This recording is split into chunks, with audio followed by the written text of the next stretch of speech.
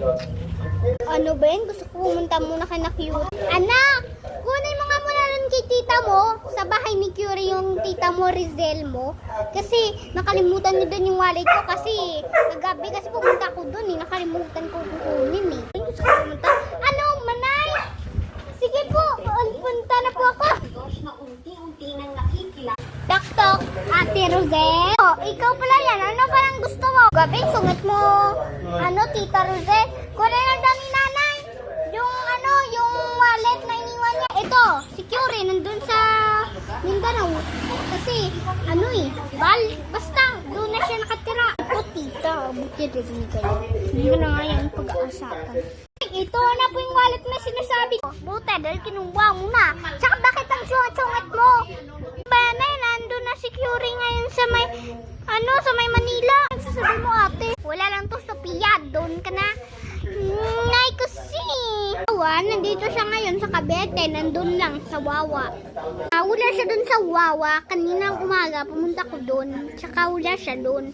Tsaka lahat dito na lugar, kaya na late ako kasi pinuntahan ko. Wala talaga, baka nasa Manila. Oh, anak, ano nilareklamo mo? Walang ka sa papa. Oh, ano na naman yun? Papa kasi. Kaya nga sinabi ko yan. Dahil dito wala na si Curie. Nasa Manila kasi nilibot kita ng barangay dito. Wala talaga. Bakit hindi mo na sinabi agad sa akin? Ay, ang gulo mong makausap. Hindi ka naman nakababa. Bakit hindi mo ko pinuntahan sa kwarto? Tay, nasa CR ka, Tay. Ano, Tay? Alam mo na. Oo, pala, nasa CR ako. Pasensya na, anak. Kasi nagugulo ako. Alaala mo rin kaya eh. Oh, ikaw pala dyan. Sabrina, ikaw dyan bala kay ate mo. Hindi pa po ako marunong mag-alaga sa ate ko. Siya po mas malaki. Dapat siya mas alaga sa akin. Mag-alaga, gabi ka ha? Ito yung mga alaga sa atin. Si Ate Scarlett dahil siya mas malaki sa atin. Mga kayo, dapat si Scarlett mag-aalaga sa inyo dahil siya yung malaki.